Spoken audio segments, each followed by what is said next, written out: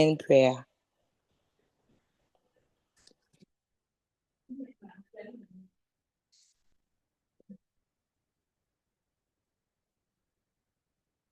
Hello.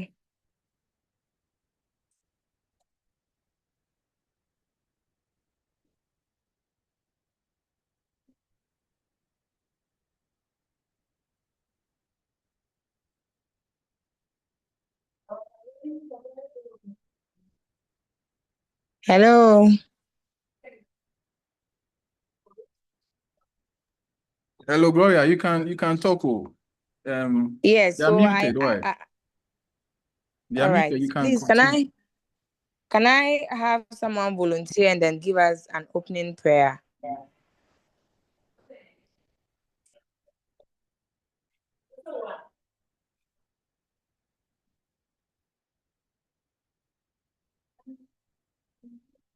Okay. So, our Lord and Master Jesus, we thank you for today. Father, we thank you for the gift of life you've given unto us. As we have met here to learn, we pray that you be with us and then give us understanding so that whatever is said here, we would be able to keep it and work with it.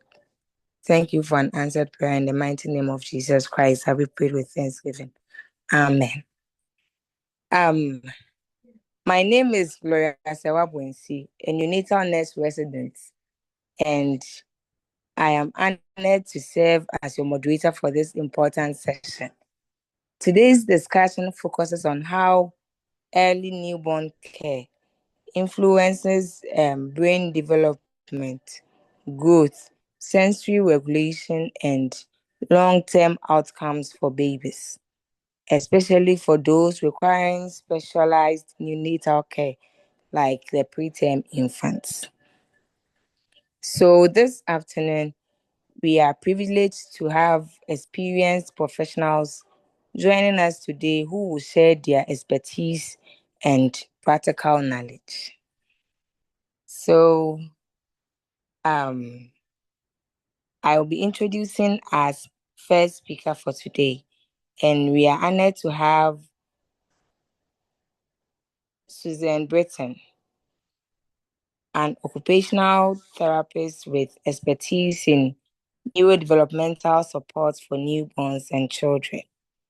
She will be speaking on strategies and approaches that support healthy neurodevelopment in newborn. So please join me in warmly welcoming her. Suzanne, please, we are your audience. And my dear audience, this is our speaker, our first speaker for this afternoon. Thank you. Hi, thank you. Gloria. I'm just sharing my screen. Susan, before you come in, could I just say one or two things? Yes, please. All right. So thank you so much that you've been able to grace us with your time. So Suzanne is an occupational therapist at Sick Kids Hospital in Canada. And she's a very experienced occupational therapist. And she actually has quite an interesting body of work that she's written on about brain development when it comes to newborns and issues that arise when babies are born too early. I just wanted to provide a little bit of context for our local environment.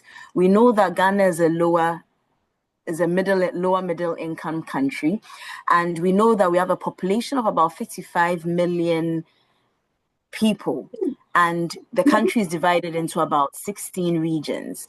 And in these regions, not all regions have a pediatrician, but all regions deal with newborns who are sick, ranging from our top three causes of mortality and admission: the preterm baby, the baby who has sepsis, and then the baby who has an adverse outcome, an intrapartum event an adverse outcome of an intrapartum event, the birth asphyxias, etc.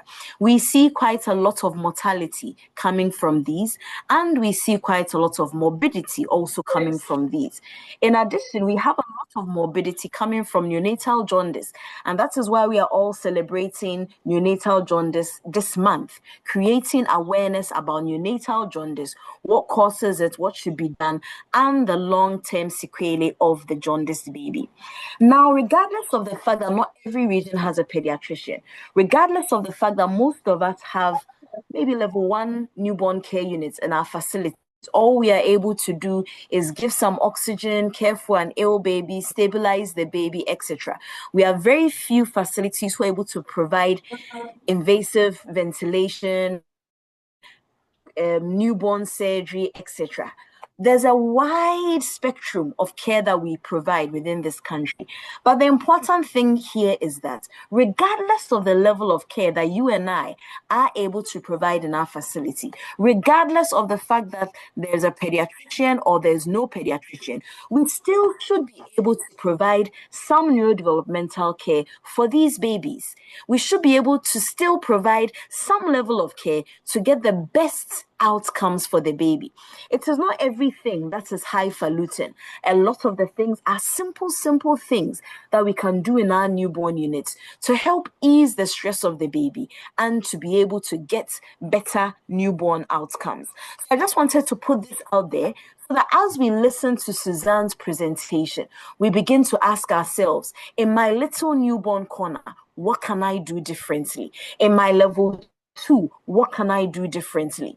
For some of us, it's just a few beds in the midst of nowhere. What can I do differently to help these babies? So I just wanted to put this out there, even as we listen to Suzanne.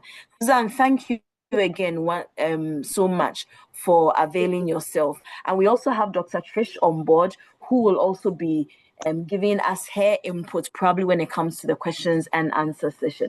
So please, my listeners, what can we do with the information that we are getting? We don't need to build the finest, the most beautiful. It may take a long time to get that. But with what we have, what can we do? Thank you so much. Suzanne, over to you. Thank you. Thank you so much. I actually was going to start with the same, to acknowledge the differences that we have in our environments, but I think that you'll find a lot of the things that can you hear me? Is everything? Yes, please. Okay, great. I think that you'll find that a lot of what I'm talking about actually can be applied anywhere, and it doesn't, different environment than it does in yours. So please, I hope that that's the case as we go through this. So what I'm going to try to do is to hopefully help understand the tenets of what we call individualized developmentally supportive care, and then to look at how we can apply that in the board for our babies. This a lot of this work is based on Dr. Als's work. ALS is her name, and she created this synactive theory of development, which basically tells us that an infant's functioning is affected by the interaction of the subsystems within the baby, and then baby with their environment. And so the baby's always coping with what's going on internally, and then how that impacts how the world around them impacts.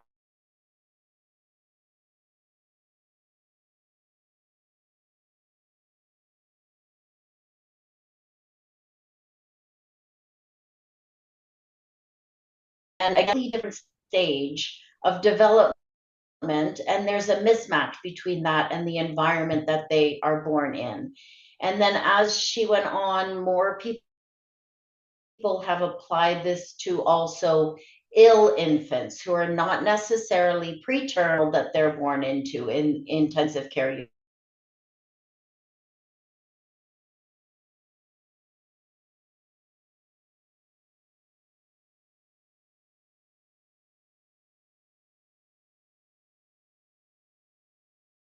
respiration, heart rate, vital signs, all of those. And then supporting that is the motor system.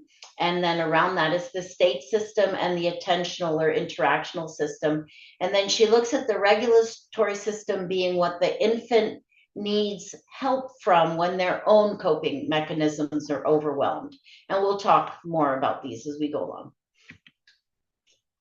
So like I said, all medically fragile or preterm infants are designed for different, they're programmed for different environments. So they're biologically programmed to be with their parents and to have like early physical and psychological bonding, which leads to secure attachments going forward and also promotes their neurodevelopment, which we'll talk about. And so these infants are at greater risk for motor, cognitive, mental health, and behavioral difficulties going forward. I'm assuming we're going to hold and ask all our questions at the end. Is that what we should do, Adoma? Yes, Susan, we'll take all the questions at the end. Okay. Would kindly ask the host to mute everyone else. We are taking questions only at the end. Okay, great. So this is the environment that the infant comes from and is programmed for. So it's dimly lit, it's full of fluid, their vestibular and proprioceptive inputs are all through movement, and then the response of the uterus. They get tactile input through the uterine wall, they get proprioceptive input through the uterine wall, and they get the diurnal rhythms of the mother. And then this is what they're born into, this environment of, it's completely different.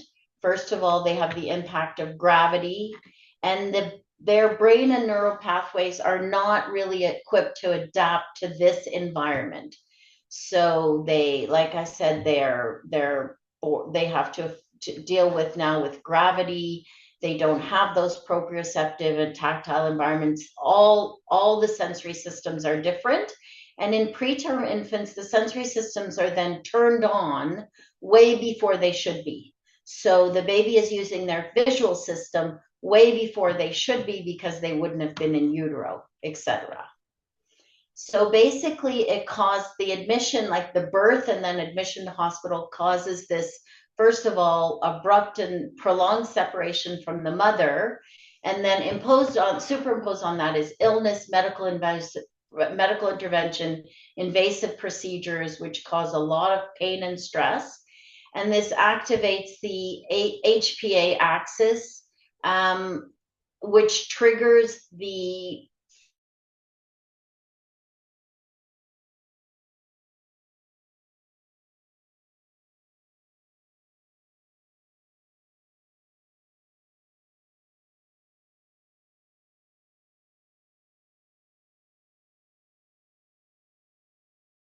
neuroplasticity is not always good because the system is adapting to the new environment, which it's not really prepared for. So the premise of all of what we're going to talk about now is that the behavior of the infant is their main way of communication. And so we need to look at what infants do in terms of behavior and what that means. So we need to identify and interpret behavioral cues or signs, and then modify our environment in order to try to meet the baby's developmental agenda, reduce their signs of stress, and try to help promote or increase the baby's ability to self-regulate themselves. So these are the stress signs. I'm not sure what this little green line came from. I apologize. These are the stress signs based on the different system. So the autonomic system, which is the core of the medical intervention and which needs to be stable before anything else can develop well, we see those in terms of color changes, changes in cardiorespiratory function, changes in GI function, so spitting up, gagging, hiccuping, yawning. Those are all signs of stress in the autonomic system. And sometimes we interpret these just as medical things, but they are also the baby trying to tell us something. So this is what they look like. These are the hardest to take pictures of, but if you can see like this baby in the top right, his skin is sort of modeled that webby look. This baby's yawning, and again, maybe just woke up, but maybe is showing us that he's stressed with something going on. This baby's all red. This baby kind of has blue around their eyes and lips and things. So we're interpreting these may be signs of stress depending on what's going on with this baby. The motor system is much easier to see. So we see it in terms of flaccidity or hypertonicity. So you see it in hyper movements of the limbs, things like finger splaying, tongue extension, fisting, saluting. I'll show you what those look like. Fast. So the baby here on the left at the top is obviously very flaccid. And then these are some examples of limb extension. So this kind of sign, the baby at the top right, we see this a lot, and some people call it the stop sign because the baby's literally got their hands up and telling you to stop. Again, in the bottom left, and then this is sitting on air, where the baby's legs are in hyperextension and they kind of look like they're sitting. And you don't see these behaviors in, you know, a well-organized baby. They don't do these kinds of things. The state-related stress signs, again, these are a little harder to see and often misinterpreted by people.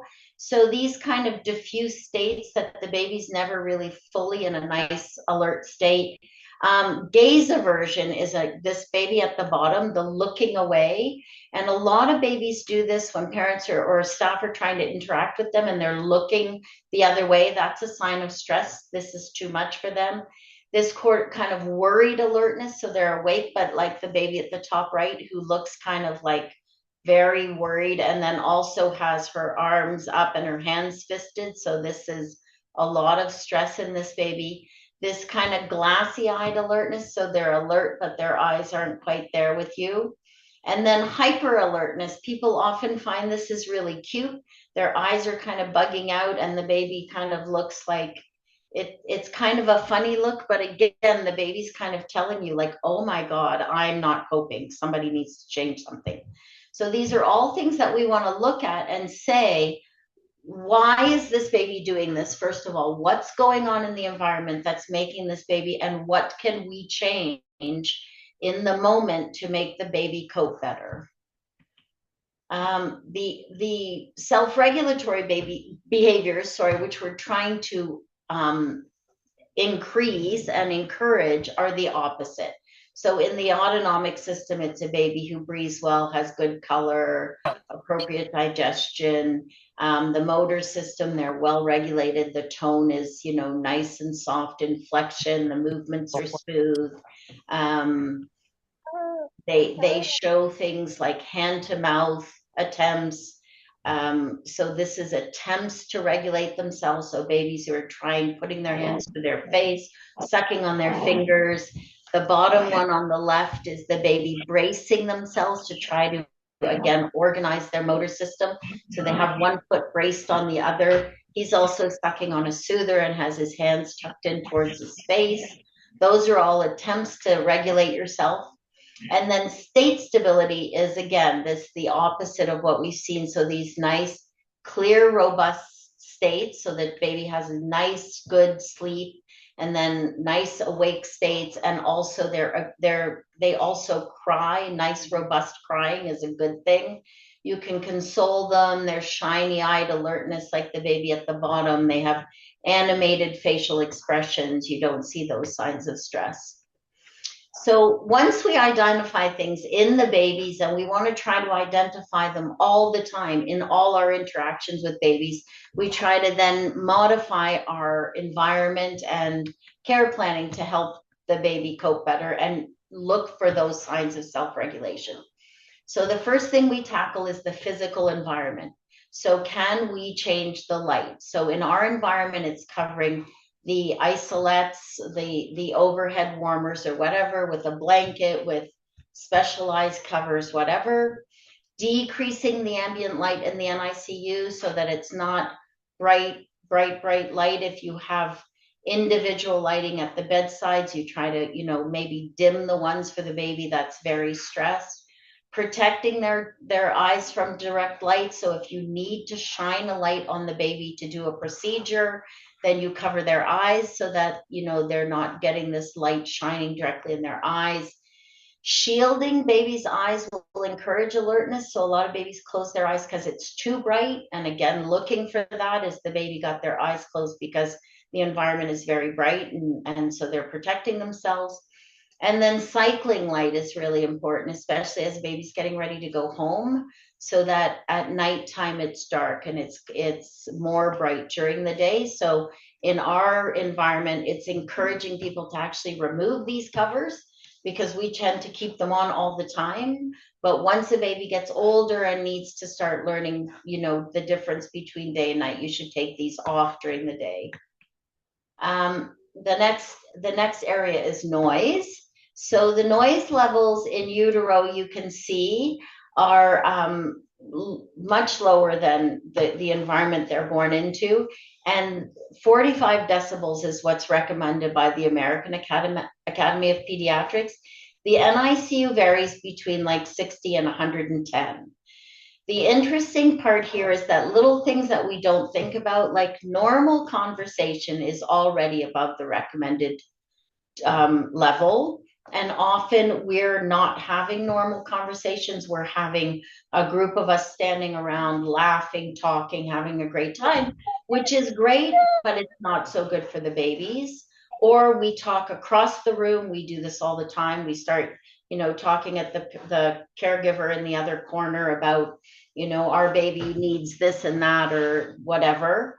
And people I find here like to blame the alarms and the whatever, but the research shows that it's really people who make the most noise. So it's something to kind of keep in mind that is universal. But then there's a few other things like just paper ripping or closing the trash can, the phone ringing, all these things are way above and off. And the other problem is a background noise is one thing, and an abrupt noise on top of it is very jarring for babies. So that if you close the trash can right next to the baby's bed when they're sleeping at 80 decibels, the baby's gonna, you know, startle or wake up, or even just maybe not wake up fully, but respond to that. So we want to try doing things like talking quietly, talking away from the bedside, move equipment and things quietly, decrease all your monitors or the noise, or at least respond to them as quickly as you can to turn them off. If you have telephones and intercom, try to, again, decrease that, move the telephones, closing portholes quietly. Don't put things on top of the incubator because that, like, when you place something on top, it reverberates inside the incubator. Position your most sensitive baby away from sources of noise. So if you can't change everything, but you have one baby who's really sensitive to noise, move that one away from the sink or the phone or whatever, things like that. The next thing we can have a huge impact on is positioning and bedding. And proper positioning is crucial for a number of things in terms of neuroprotection, and it's really an integral part of the baby's medical care. It's not just a nice thing to do, it actually makes a difference. It reduces stress, improves thermoregulation, oxygenation, promotes stable sleep, helps organization and self-regulation, encourages physiological flexion, joint alignment, proprioceptive feedback, and that all impacts on brain architecture and motor patterns, organizational patterns. All of these things impact the neurological system, and therefore can create problems all the way down the road. So these are different ways that you can provide what we're trying to do, which is flexion, containment, alignment, and comfort. So you can do anything. It doesn't matter if you don't have fancy equipment like the top one. This is some fancy bendy bumper thing that you can buy. Doesn't matter if you don't have that, or this Saki hand. You can use whatever you can to provide these things. So the baby should be flexed. The nest should be close enough to provide comfort and containment and proprioceptive feedback.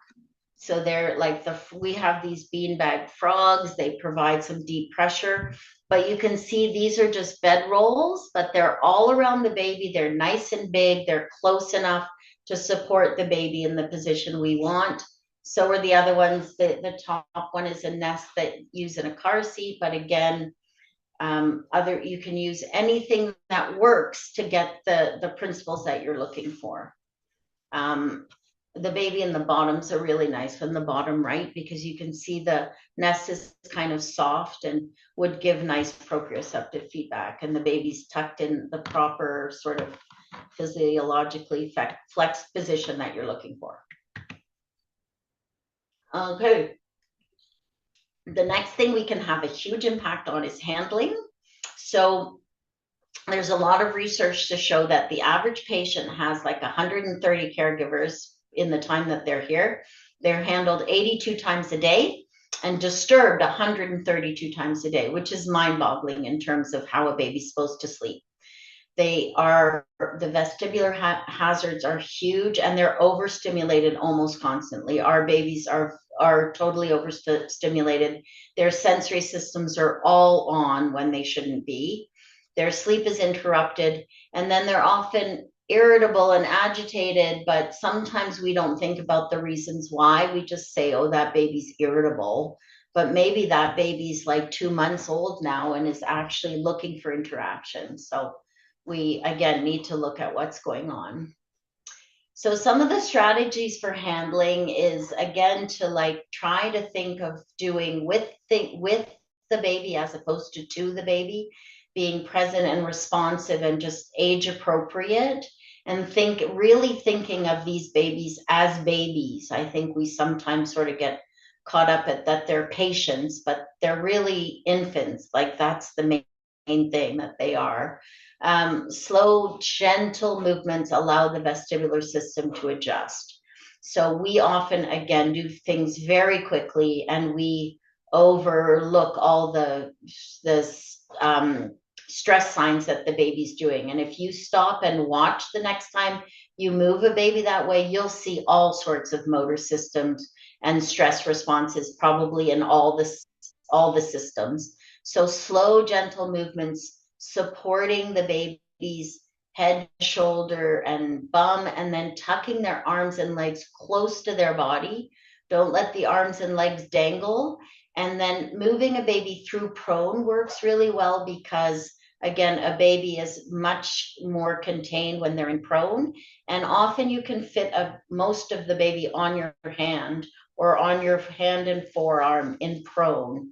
And so then you're moving a baby through all these things with containment in their arms and legs tucked, and they can process the movements, and the vestibular system can process that kind of movement. And then, down the road doesn't react to movement in really disorganized ways. This probably repeats a little bit, so it's slow and gentle movements. Looking again at optimal positioning prior and during things. So in terms of doing procedures, we want to make sure the baby's well positioned first, and then keep them that way during the procedure. Trying to do the procedure in an efficient way, so you have everything you need there ready to go, so that you can do whatever, because these babies have to have these negative things done. But if we do it efficiently, it helps. If you can time it around sleep and wake cycles, so you don't wake a baby to do something in the middle of deep sleep. Providing aids for self-regulation during and after. So those are things like extra hands during a difficult procedure. So somebody is actually supporting the baby in flexion and containment. Also helping the baby reorganize themselves after you're done, and not just leaving them there doing your thing and then just leaving them there flailing kind of thing. So these are things like this, where you have a set of hands providing containment, giving a soother for sucking, again, providing containment. Often we take those things away when we're doing a procedure. We move all the rolls away, we flip the baby in supine, and we do our thing, and then we leave. So these are things you can do during and after. Same containment to just the head if you can't do the whole body, facilitating hand to mouth so you can help a baby keep their hand near their mouth, providing and holding the soother, letting the baby hold on to someone. So these are things that actually parents can help with as well, but they make the procedures much less stressful, and then the baby can also reorganize much faster after. And I often think of like when we, here, when our families take babies to their doctor when they're, once they're home to get their immunizations, they would never hand the baby over and then just let the doctor like do a shot and then leave them there. The mother usually holds the baby, calms them, gives them a soother. Same thing. We're just trying to move that back into what we're doing with our babies. And this obviously is universal. It doesn't matter where you are.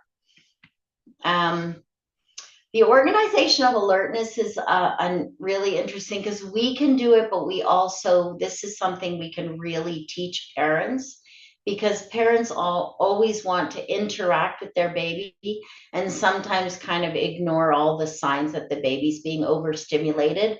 And these are the basis for attention and learning and things. So it's really, again, important. So providing one sensory input at a time is huge. A lot of people, they see once the baby starts getting older, they want the baby to look at their face while they move them and talk to them all at the same time, and don't notice if the baby gets sort of overstimulated and exhausted. So one thing at a time, looking for signs of stress and changing, make sure the environment is calm, so there's not a lot of noise and stuff in the background. If you want the baby to make eye contact, that kind of thing. And then the last thing was this sort of overarching in terms of developmental supportive care is parental involvement. So the more the parents can be involved, and there's entire programs of family integrated care, which I am not qualified to speak of, but in terms of individualized care, this is where these are the baby's life. This is why they're in the world. So including them in everything, and then teaching them also to see these signs are the most important thing that we can do for this baby.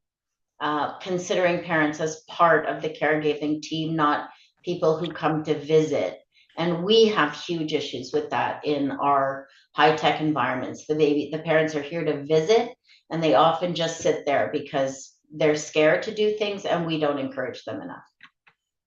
So we can teach parents all these things, and then we can do things that help them in terms of supporting these things. So we can treat their baby as unique. Again, we're not very good at calling babies by names. We even get the sex wrong.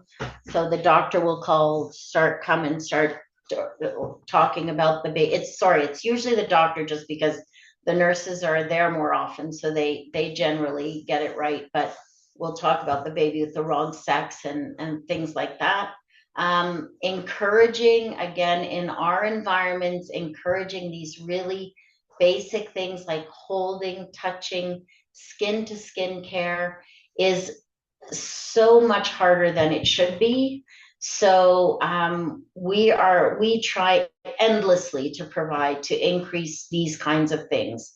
So we have, it's supposed to be documented. We have rounds to encourage parents to, just put their baby skin to skin, to hold them, and to encourage the nursing staff, especially, to help families do that, and also encourage it, because a lot of the times, again, it's easier for the nurse if she just goes in and does this her stuff, and the parents kind of stay out of the way a little bit.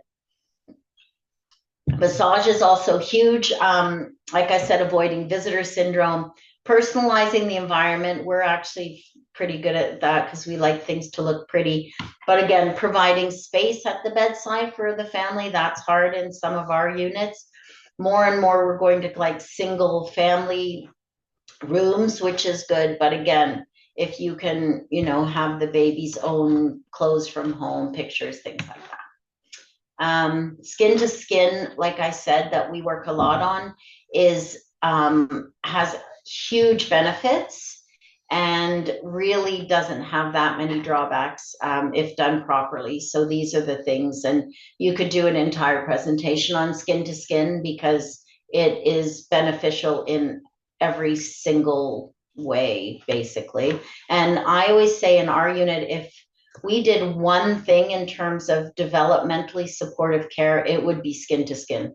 That is the most developmentally supportive thing that you can do for these hospitalized infants.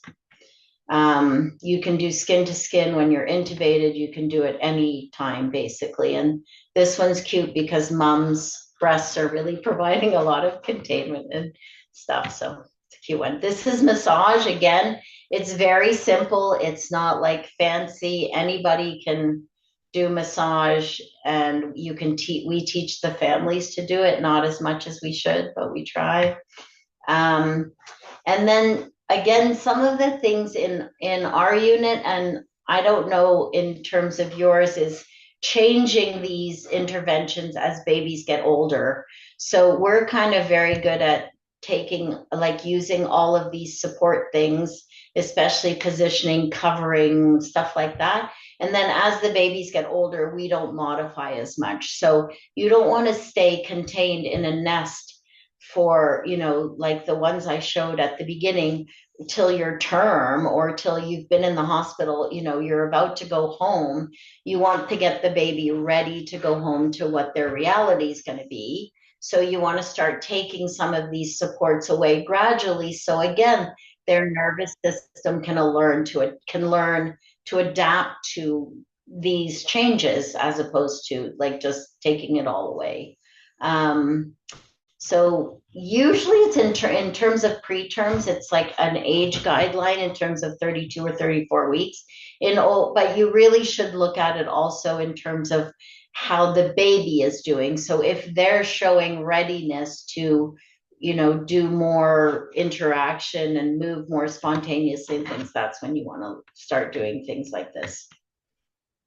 Decreasing stress and agitation is a huge one. Again, here we tend to talk any baby that's agitated is, irritable, but we don't look at the fact that maybe it's because all of a sudden people have taken away all their supports and now they're lying flat on their backs in a bed and they're, irritable because they can't organize their own motor system, or they're getting older and they're just being babies. They want to interact with somebody, and we don't allow for that so much. Like if the parent isn't there or comes, in the evening, that baby spends the whole day bundled in bed and then is supposed to just, be quiet all day long. And it doesn't work like that. So sometimes crying is actually a normal, good, mature thing that the baby's trying to tell you something appropriate. Like I said, if we do that sort of take it all away thing, they can't adapt to that. So often we try to teach parents to provide that unbundled time when the parent is here. So if you have an agitated or irritable baby, and the nurse is, he's much better when he's all bundled and in bed and, nobody touches him. When the parents are there, they're the ones that can spend time trying to get the baby used to having time unbundled and moving on their own. Massage, music, singing, all these things help with babies who have a lot of agitation or who are irritable.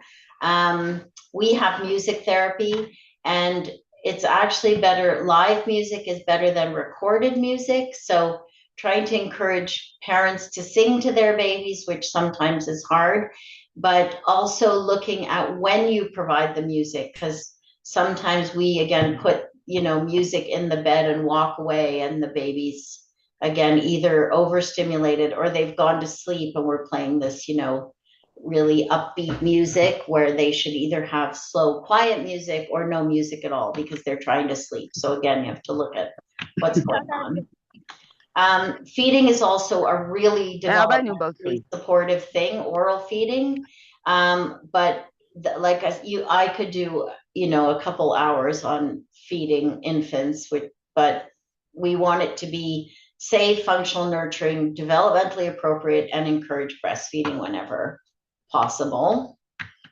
And then vision and socializing is also something to keep in mind. So the picture on the right, this is often what we see, that someone, you know, the baby's getting older because someone's put all this stuff in their crib, but the baby's actually facing the other way and is bundled and sleeping. So again, these become really probably just part of a cluttered visual environment. So you want to look at those things. Babies prefer faces. So those black and white sort of pictures that we like to shove in front of babies too. I don't know if you guys do that. If you're trying to provide appropriate visual stimulation, it's faces and it's parents' faces if possible. But you also want, and you want to look at overstimulation and things. But so the one on the left, the baby is contained by the person's legs, and then just looking and interacting and not talking, not moving, just working on looking and then adding different sensory inputs in as you go. Hearing the same, infants prefer human voices, and our babies have a lot of sound, but nobody talks to them. So we talk around them, we talk at them, we talk whatever. So our babies very rarely get spoken to, and they don't get talked to and responded to in an appropriate way. So when they're crying, we don't necessarily respond to that and talk to them and soothe them, but we might, you know, we talk over their cribs and things. So when parents are here, if they can talk to the baby, sing to the baby, and make sure the baby's actually awake and responding, that kind of thing, that is really, really hugely beneficial in terms of language development. And you notice in our units, when we have the older children, some of the babies that are older, as in they're a few months old, they rarely make sounds, whereas normal babies start vocalizing very quickly because people are talking to them. So a baby who you can tell whose parents come all the time, they're the ones that will actually vocalize. The other babies, they cry or they're silent, really. They don't do that sort of, you know, cooing and imitating faces and things like that because nobody interacts with them in that way. So that's like that's the fast version of everything. But the bottom line is we can make a huge difference in outcome beyond all the medical stuff that is in, I don't know, sometimes you wonder, is maybe more important in terms of outcome in some of the less critically impaired infants, that if their environment is better and their whole nervous system develops in a more appropriate environment, we can definitely make a change in terms of long-term outcomes. And that's all I have. Well, I could keep going for a long time, but I'll stop now and take any questions, or hopefully we have some discussion. I'd love to hear from your side of the world. Thank you so much, Susan. I think I am even overwhelmed looking at the number of interruptions that the baby is getting in a day, because I can imagine when I'm tired and I need to sleep and you're being interrupted more than 100 times. It's mind-blowing what our babies go through in our units. We'll open the floor now for questions. So if there are any questions, you can raise your hand and then we'll unmute you. Or if you are in a noisy place, you can just drop the question in the chat. The question or comments, you can just drop it in the chat. You can also let us know what you are doing in your unit already to be able to achieve some of these things that Suzanne has talked about. So you can drop your questions in the chat, or you can raise your hand and we'll call you to unmute. In the meanwhile, I'd like to introduce Trish as well. And she is a board-certified clinical neuropsychologist and pediatric subspecialist, also at Sick Kids. And she's doing some wonderful work with us here in Hope Exchange Medical Center. So Trish is also here, and we have some of our neonatologists and pediatricians also on the call. I've seen Dr. Mate, pediatric intensivist. I've seen Prof. Plandreau, very experienced neonatologist. I've seen Dr. Ikia, neonatologist, Dr. Ikia Menu, Dr. Ikia Free, both neonatologists. I've seen them all on the call. And I realize that we have some people also on the YouTube page. Unfortunately, I can't see your name to be able to introduce you. And we have a lot of our pediatric residents and our neonatal nurse residents and pediatric nurse residents. So you realize that we have quite a lot of people on the call. And thank you very much. I want to thank you, Suzanne, for such an engaging presentation. These are so important recommendations for us all to consider in care that we provide and what we look at in promoting neonatal care that I think many are universal, but also just important to remember. Thank you, Suzanne, in leading this conversation, and thank you for the invitation to join, Atoma. I would love it if someone would tell me if these like resonate with you in terms of, do you think these are things that, do you already do all of these or some of these things, or is it something you feel like you could integrate into your units or not, or you I don't know, don't really, whatever, like does it resonate in terms of something that you think you would try to incorporate some of these things into your units, or no? okay, so that's the question. So can we get some responses from the participants? You can drop your response in the chat, or you can unmute and let's listen to you. Mm-hmm.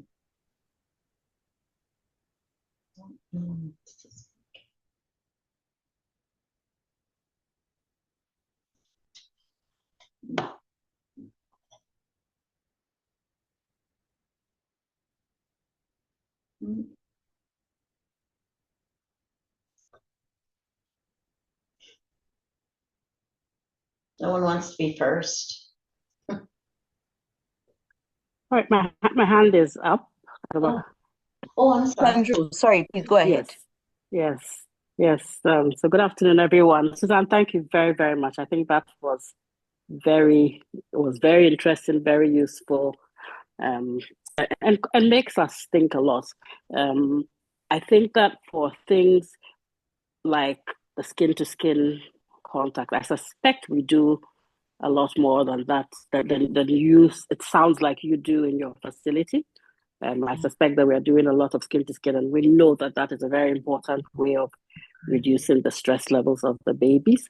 We know that WHO is recommending earlier and earlier initiation of skin-to-skin contact in the babies, right? Immediate, if the baby is, if that's possible. So I think that's the one area where I think we are doing fairly well. The issue of breastfeeding. I mean, quite apart from the nutritional aspect of breastfeeding, again, the issue of reducing stress when the baby's in contact with the mother's breast, even if they're not suckling, when they're just nuzzling around. So I think that's another area where I suspect we probably, it sounds like we do a little more of that than you do. I find the noise question very interesting. I mean, we are noisy, and it's all over the place. I worked in Confanochi, the teaching hospital, a couple of years back. I'm not very well, but noise is a big problem, and I've seen it in our facilities. I remember coming early in the morning to the ward, and the male nurse was on taking care of the preterm babies, had got a speaker and he was playing music, and generally I think the mothers were all very happy, and it sounds like they had a very happy night. It's often difficult to to get people to realize that the noise is not great. So I think that would be one of our biggest challenges. I mean, I'm sure all the issues of space and all that. Another area where I think we can do a lot more in many of our facilities is, the issue of encouraging families to be part of of the care of the newborn, rather than, as you said, treating them as visitors, or sometimes even worse than that. Sometimes we even treat them as if they are a nuisance. We say, we talk as if they are a source of infection. So we the word as much as possible. Yeah. And I'm just curious, this is purely hypothetical. So when you were explaining the study on noise, you quoted the average exposure to intrauterine noise. And I think it's very interesting to read it in this part of the world and see how much noise our babies are exposed to in utero. If you've been to a doctor station or you've been to a market, it's just so much noise. And I wonder whether that would in any way influence the response of to noise later on. I think it would be an interesting study for someone to do. Maybe one of the residents would like to take it up and just look at it and see whether our babies are exposed to much higher levels of noise than they are where you work, or whether they are very much the same. I think that would be interesting in helping us monitor the babies. But thank you very much. It's a very interesting presentation. Thank you. I think also we need to look at noise and the response of the babies. So we have the same challenge. You don't want to discourage people from enjoying their work and having a good time, and talking to the families often is the noise. People are talking very loudly to the mother. It's more trying to also look at, if a baby is like, what is the reaction of the noise to the baby? So we have babies, whose SATs are dropping, or they're having, apneic episodes. Is it because the baby is very sensitive to noise? So there may be some babies that respond worse, and maybe we could do something for those babies. Or again, looking at, is some of the negative, or are babies showing stress behaviors when the noise gets too loud? And that's why if you see that, then you can try to explain why it's good to try to talk more quietly, or not, have all the music on at nighttime, because that's when the baby should be sleeping. So those, kind of things, because anyway, yeah. But it's a challenge here. Like it's a huge challenge, and it's very hard to tell somebody to please be quiet, or to please talk softly. It's hard to tell your colleagues, like, shh. And we try to do it every once in a while. When the room gets out of control, someone will say, shh, you guys, it's too loud. But it's a hard thing to do, because, it's just personally, it's hard to tell the people you work with would like to be not to be so loud. Thank you so much. Cynthia is saying covering of the incubators is something that she will now start doing. KMC, and that's the kangaroo mother care, and decreasing lights is something she's already been doing. But for the reduction of noise, as you can tell, it's something which is difficult to do, from opening doors, exits. And as Prof. Lanzula's earlier said, we are quite a noisy people. And when people are working, work and happiness. So there's a lot of noise, people are laughing. And in my facility, sometimes one of the professors, he sometimes leaves his office to go to the nursery and says, why are you making so much noise? Because they are handing over the shift, so now the number has doubled, and they are talking and they are happy, very happy, but it's having an adverse effect on the babies. So Cynthia bears the same sentiment, and she's saying that it's something which is quite difficult to do. We all need to think about ways in which we can get it done. Any other questions, comments from the participants? Sometimes it works if you have one baby. If there's one baby you notice who really responds negatively to too much noise, putting up a sign that says, please be quiet. I get stressed with noise or whatever. And we do have some of those really sick babies who, if it's noisy, they start desatting, stop. They have apneic episodes, whatever. And we put a sign up, And that's a way to do it. Signage sometimes, so you're not saying it, although if it's just a sign for the room, people just sort of get used to it. But an individual, sometimes then, at least when they come to that bedside, people see it and they might like try to be a bit more quiet, things like that. But it's interesting. It's a worldwide challenge, it sounds like. Yeah, Adma, could I make a quick comment? Yes, please. Yes. Yeah. And I think another issue is the issue, she mentioned talking to the babies. And, you tend to notice that the mothers do quite a lot of that. They pick up the baby and they talk to them. But when they see someone arrive, and they get very self-conscious and they stop. They look embarrassed. So I think, again, that is something that we should encourage them. We said, no, don't stop. Go on, talk to your baby. I think that's something we should encourage a lot. Thank you. I'm done. And to tell them that it has shown to improve language in children, in hospitalized babies. So it is a good thing to sing and talk to their babies for sure. Yeah. And Susan, I think that in response to what you just said about if it's one baby, we could put a sign on and that makes people more conscious and aware. I think that, when we used to deal with babies who had neonatal tetanus, it's not seen these days. So many people may not remember, but when you have that one baby who has tetanus, that baby actually is nursed and quiet. We normally would put some covering over the incubator and everybody whispers to everybody else that keep quiet, this baby has tetanus, because we know that the slightest stimuli will make the baby start having spasms. So it probably is something that we could do for that one baby. And then with time, it will spill over to other babies. And at least you're helping that baby. So, yeah.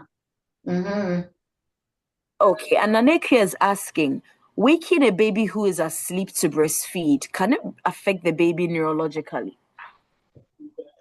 No, I don't think so. I think that's taking it too far. It might affect the baby might, if they're asleep, might not breastfeed well, but no, I wouldn't go that it'll actually affect neurologically. And it's not none of these are sort of a one-time thing. It's an overall keeping in mind that, you're stimulating, like, again, the sound and the lights and things that you're also stimulating systems that in preterm infants, they're not seeing and they're not hearing sounds like that, right? So you're also activating a sensory system that really shouldn't be activated yet. But breastfeeding and skin to skin, I think there's very few times I would say that you shouldn't. Can't think of any that you would say you shouldn't do that. It's because biologically that's what they're programmed to expect, is being at the breast close to the mother. So yeah, waking, I mean, the baby might not feed well if you're waking them because they're not showing signs that they're ready to eat. Like we here try to work on, which is again very hard for us because we do everything, on a schedule, that when a baby shows signs, that's when they should eat, when they show feeding cues. They're crying or they're rooting and sucking. But no, I don't think you should. That's not something you should worry about, putting someone to the breast. I can't think of that would be a bad thing in general.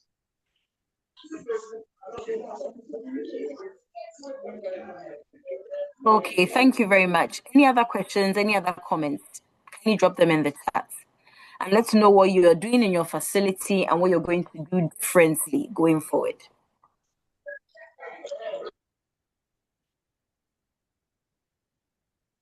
Someone asked if I think I noticed if the slides would be available. I'm happy to share the slides. I may take out some of the pictures that I don't necessarily want shared. Some of them are just generic, but in terms of the information, I'm happy to share that.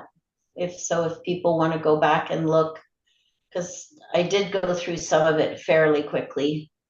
I didn't want to run out of time. So, but yeah, I can share that. I'll get Trisha and Adoma. We can work on that. I'm happy to share it.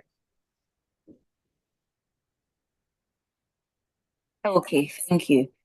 Any other question? You can just unmute and ask, and unmute and give your contribution. Mm-hmm.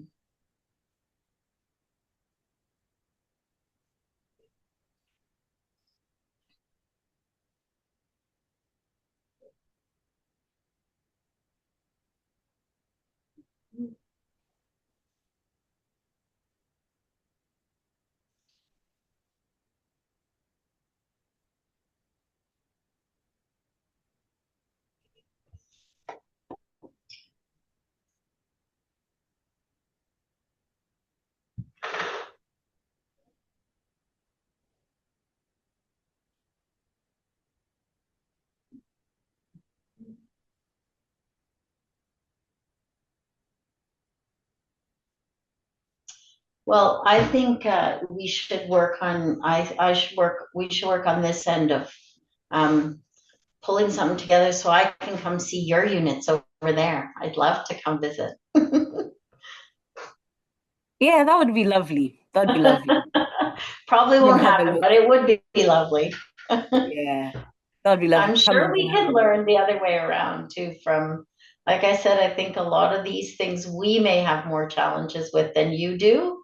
And then obviously some things are universal, and then some things you may have more trouble than you do, but than we do. But I think you guys probably do a lot of things that are developmentally supportive that we have more trouble doing because we're much more medicalized and have more technology, and all those things aren't always good in this kind when we're looking at these kind of interventions. So it's lovely that you actually have that opportunity to even increase what you're doing and make a real difference for these babies.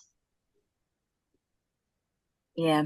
Mhm. And Jemima Kujo is saying that she's going to start covering the baby and then providing the nest also for the baby. These are things she'll start doing going forward. I just did want to ask Suzanne, for the baby who has severe birth asphyxia, or the baby who has very bad neonatal jaundice, and so maybe has been knocked out by a sedative, and we are now weaning off the sedative, and then he's now coming back up. For these babies, what is it that's needed once again? Is it stimulation, or it's the silence and the quiet, allowing the baby to recover? Those babies probably need less stimulation than we give them because their system's overwhelmed from a neurological point of view, and also from the medication and weaning off the medication. And we don't know how those children, in terms of how they cope with environmental stimuli. So yeah, I would start with less, and again, try really hard to read the behaviors of the baby. And because they'll tell you if you're giving too much, you'll see those stress signs that we talked about. So that's how you can tell. But doing a little bit more in terms of the nesting and the protecting is probably better than the other way around. So if you overprotect, it's going to be better. It's just sometimes here overprotecting for too long becomes detrimental. But originally, when a baby's going through what you're describing, yeah, you want to go with sort of overprotection, supporting all of their systems. So starting introducing sensory input individually and slowly. So nesting and that positional support can be useful for every baby because it supports their neurological and their motor development and all those things. So yeah, more is probably better than less in general.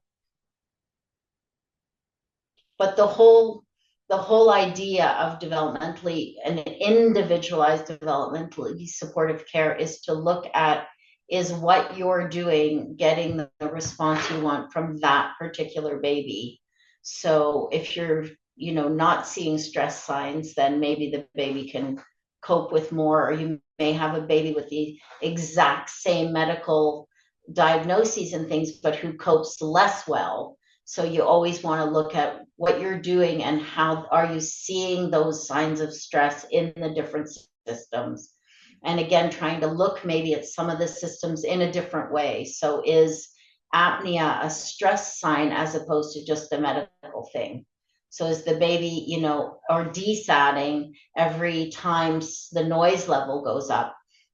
So it may be not really a respiratory issue after all. It's more of a stress thing, right? So that's what we're trying to do in this in individualized developmentally supportive care. Does that make sense? Yes, that makes perfect sense. Thanks so much. Mm-hmm. In the light of that, as we are letting the baby sort of lead us, sort of guide us, could we just, in a few minutes, just remind us of these signs of stress that we are looking out for? Because we are used to looking for temperature, for heart rates, for respiration, but signs of stress are things that we hardly look out for.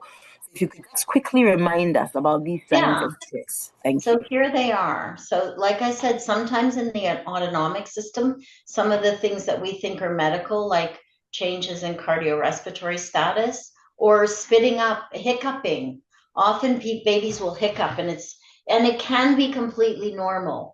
But if, you know, that you're trying, the mom's talking to the baby and moving and they start hiccuping like crazy or yawning over and over, that might be a sign like that this is too much. In the motor system, it's these things, like these are signs of stress. So often a baby will do these sort of arm extensions and leg extensions, and then once they're totally overwhelmed, they'll just kind of drop out and become sort of flaccid. Or again, you might have a baby who's doing really well, and all of a sudden they drop out, like, you know, their tone drops out. They just become sort of more limp. That can be a sign of stress. That, like the top baby with the hands out, whatever's happening around her, she's telling you, this is too much for me. So you just need to change something, and it may be she needs to be bundled a little bit.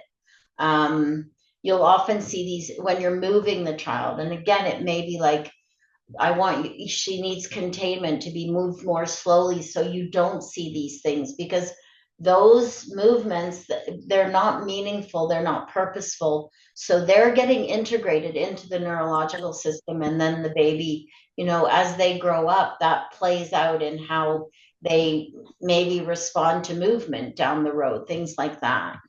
And then these are the state ones, that kind of panic look, the gaze aversion, the looking like very vague, that this is a sign of stress, like this hyper alertness, like, oh my God, what is going on? These are stress. They're telling you this isn't working. And often the people think this is cute, right? Because they have this cute sort of weird look. But it's that baby's telling you, I'm not learning anything anymore because I'm totally stressed. So, you know, that we need to stop reorganizing. So those are the things that you're looking for when you're interacting with babies, are these kinds of things. And then this is what you want. You want this. Yeah. Adama, could I make a comment, please? Sure, please. Yes. Okay. Yes. Just a little caution about the covering of incubators. I mean, that, you know, some of the children, especially if you don't have a child on any sort of monitoring, and we know not all our facilities are equipped enough to monitor the child. I mean, depending on how closely this child needs to be monitored, how many staff you have who are going to keep checking on the child, I think we should weigh the need for covering the incubator against the need of missing, you know, an uptake episode which needs an intervention, you know, because you don't want to lift your covering and find out that your baby passed away while the cot was covered because nobody saw. So I think it's just a bit of a balancing act that we should maintain to be sure that we don't put our babies at any more risk than they already are. Yeah, thank you. I agree with you 100%. Like I said, it's hard for me. I've never been there. All our babies are all monitored. So again, if, you know, the baby's not monitored, then you may need to absolutely change some of these things, for sure.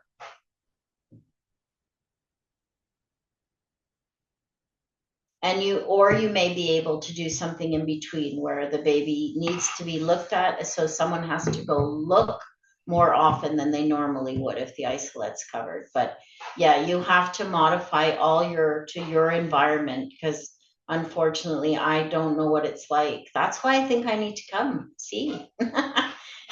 But yeah, I agree with you 100%.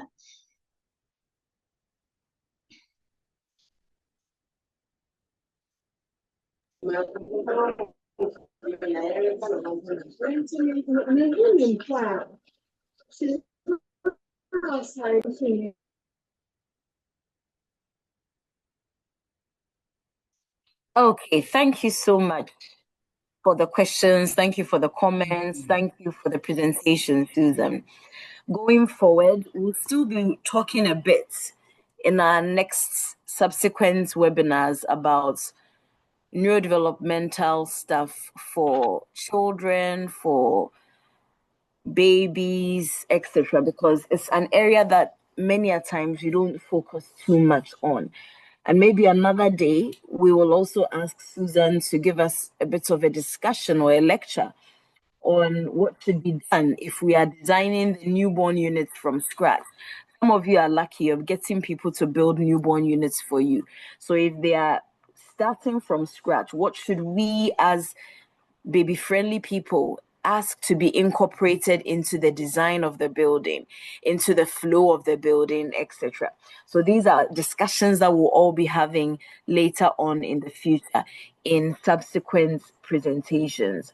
So I would just advise that anytime we send the link round, you can log on and then listen to whatever neurodevelopmental care issues that we are talking about.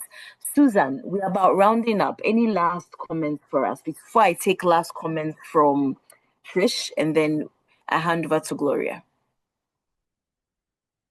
I was just going to say if people, sorry, my video's off, whatever. If people think of other things or have direct questions, I'd be happy to answer anything to the best of my ability through either yourself, Adoma, if you can, and you can forward any sort of questions or comments people have, or if you think of something later, I'd be happy to do that. And again, I will work with you guys to share the appropriate video, the appropriate slides, so that you can look back on things if you're interested in, and think of, how you can implement some of these things in your unit or what you're already doing.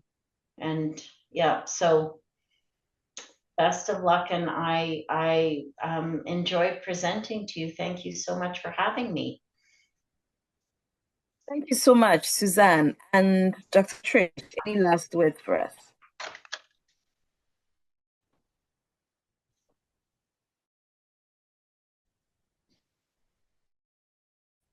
I don't know if Trish is still here. Trisha?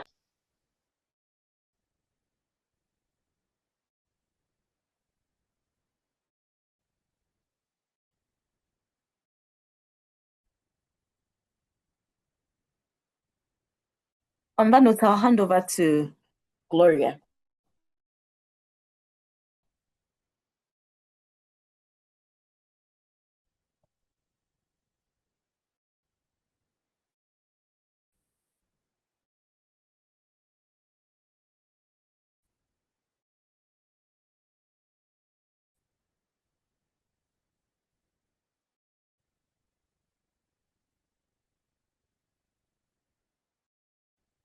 A couple of comments in the chat. Everybody is very, very happy with your presentation, Susan. And Prof is saying that it's interesting hearing what is happening in other parts of the world. Gloria, if you're with us, can you close us? Oh, okay. Thank you very much for the very beautiful presentation. We are so much grateful. And I believe we've all learned a lot from whatever that Suzanne has told us. We are very grateful And then as we come to the end of this webinar, we all thank the speakers. And then I also want to thank everyone who joined and participated actively in today's session. We hope this discussion has increased awareness and understanding of neurodevelopmental care in newborns and how important it is in improving long-term child health outcomes. On behalf of Hope Exchange Medical Center, we thank you so much for having us, and then you all have a good evening. Thank you very much. See you soon. I believe we'll be having more webinars with time. Yeah, thank you very much. Thank you.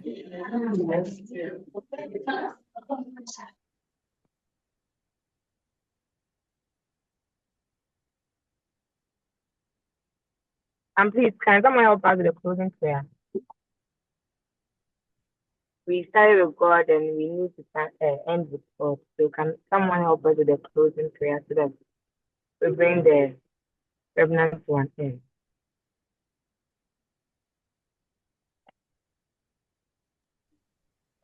Okay, thank you. Bye.